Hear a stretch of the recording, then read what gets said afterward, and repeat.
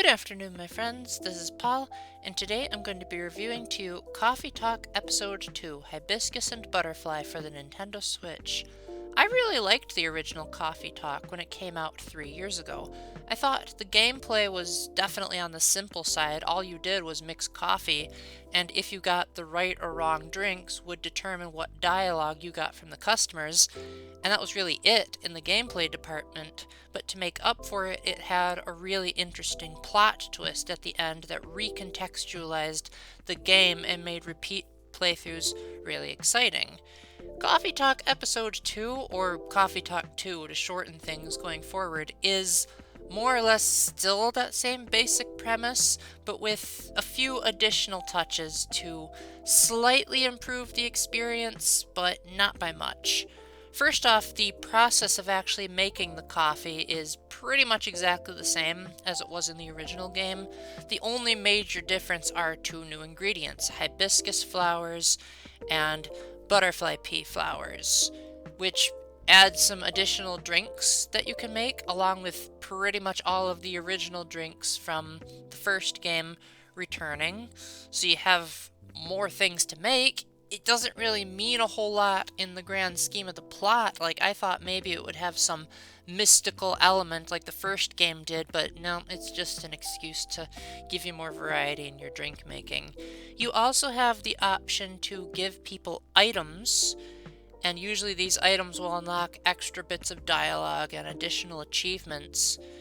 It is actually surprisingly easy to forget to give items to people, as I have a really good memory, and yet even I would often have to reload my save file because I'd say, oh shoot, I really should have given that customer that item. Although for some reason that the game doesn't really explain very well, the items disappear if you don't really use them at the right time. Thankfully, to make up for it, the game lets you save wherever you want, including right when you're about to make a drink. So if the character, say, doesn't like the drink you offered, or you forgot to give the right item, you can just reload your save file. I think it's an okay addition. It doesn't really impact the gameplay too much, just adds some additional dialogue here and there. I do think it's charming that you get an achievement for forgetting to give the items too much.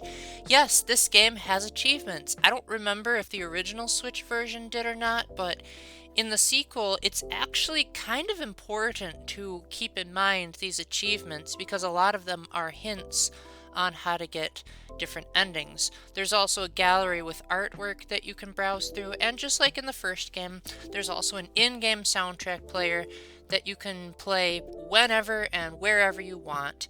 There's only really 3 additional songs you can unlock with one specific customer, so it is nice that you have pretty much all of your options up front. Even if, just like in the first game, I wasn't particularly thrilled with the soundtrack. It was a bit too synthy, I guess, for my taste, which I get is the point. It's a coffee shop. It's not supposed to be grand and orchestral, but something about it just didn't gel with me, so I ended up turning off the music and just listening to the ambient sound effects of what was going on outside, which actually made me immersed in the game even more. Another thing that I'm pretty sure is new to the sequel is the social media app Tomodachi. This lets you see how far along you are in friendship with a lot of the main characters, going from 1 smiley face to 3, and if you keep giving them the correct drinks, they'll eventually reveal more about themselves. And this is a nice subtle way of the game making it more clear when you got the correct drink. Because the original Coffee Talk definitely had its moments where it could be pretty vague to figure out what the customers wanted, including the infamous example of where one customer said, "Just give me anything." How are you supposed to know what is the right thing to give with vagueness such as that? Coffee Talk 2 is kind of like that. It definitely has its moments where the characters will say things like, "Give me some freshness," and I was like, what does that mean in context? But sometimes they'll be too specific, which you wouldn't think is a big problem, but as someone who doesn't drink a whole lot of tea or coffee, some of these things I had never heard of, like a pumpkin latte, a Russian tea, and, well, I had heard of chai, but I didn't know how to make it. So when customers would literally just say, "Hey, give me your Russian tea," I'd be like, "What's that?" And I'd have to look that up too. So I definitely kind of wish that there might have been like an encyclopedia of teas, maybe like hiding the ingredients so that you could still figure it out, but giving like a little description like, hey, this tea blend exists, so that you'd at least know to start out with tea as your base. Maybe it was more of my fault because I just am not exposed to tea enough. Or maybe the game wants you to be like, hey, this game is only for baristas. Thankfully, these instances were pretty few and far between, and generally speaking, I felt really great when I would struggle so much to get the right coffee, and when I eventually got it right, the game would have such a good feeling of satisfaction, especially if you check your Tamagotchi and see, oh look, that friend just leveled up. And so that would be my way of knowing, like, oh good, I did it.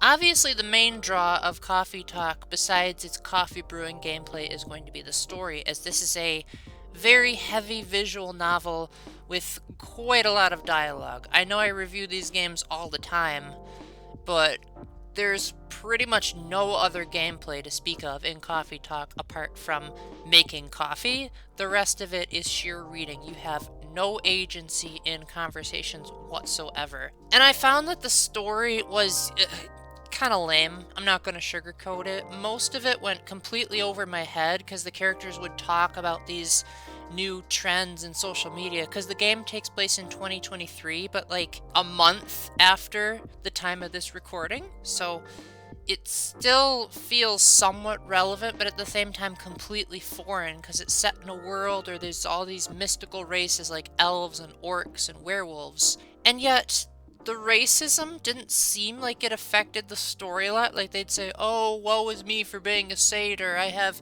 so many people discriminated against me. But it's like, why? Why not explain yourself? What do they not like about satyrs? Are there certain personality traits that they don't like? And I get it, that's the point of racism. But as someone who doesn't experience a whole lot of racism and cultural wars and stuff, because I tend to get along with anyone as long as they have good character, I wish maybe the game had like not been so vague about it. There were also times where characters would talk about their projects but wouldn't give a whole lot of personal details about the projects. Like there's one girl that comes in who constantly talks about a game she's making, but she doesn't talk about what the game is. She talks about the company's demands, but she often doesn't talk about what the demands are. So it's extremely vague, extremely interpreted as you will types of conversations. Pretty much all of them tend to revolve around social media to some degree, with the characters talking about what they like and don't like. So it seems like it's mainly a commentary on the internet more than anything. But I just was completely zoning out for most of the story, and I ended up checking the game's log way more than I did in the original Coffee Talk. I really liked how that game had a really satisfying payoff, and eventually it would flat out tell you, like, go back to these chapters if you want to have a unique experience with a new perspective, and it was incredible. This game had nothing of the sort. It just has this very cryptic, you missed something at the end. And so I was so confused by that. I was like, where's the big pseudoscience-y amazing plot that I got in the first game? So I looked up how to get the secret ending, and it turns out you have to get every ending to do that. So I was like, oh, no way am I doing that. That's way too much grinding. So then I looked it up. It was nothing. It honestly didn't cause me to feel anything.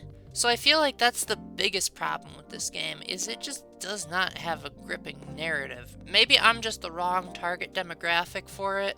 Maybe people who are more into industry showbiz, internet culture, and Twitter wars would like it. For me, it just didn't do anything to me. With that, I think if you're the type of person that just likes the coffee brewing experience, you might enjoy Coffee Talk 2. There is an endless mode where you can just keep brewing coffee for the customers without the story bit. Although I imagine the original Coffee Talk is now significantly cheaper, as what tends to happen with prequels that aren't made by Nintendo. So you could just as easily get enjoyment out of that.